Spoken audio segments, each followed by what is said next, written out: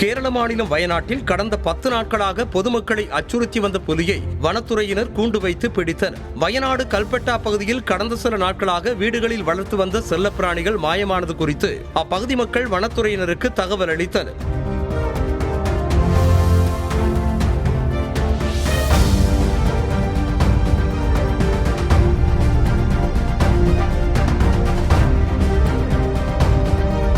தொடர்ந்து கேமராக்கள் பொருத்தி ஆய்வு செய்யப்பட்டதில் புலி நடமாட்டம் இருப்பது தெரிய வந்தது. இதனையடுத்து கடந்த 10 நாட்களாக புலியை கூண்டு வைத்து பிடிக்க வனத்துறையினர் முயன்று வந்த நிலையில் நள்ளிரவில் கூண்டில் புலி பிடிபட்டது. இதனால் அப்பகுதி மக்கள் நிம்மதியடைந்தனர்.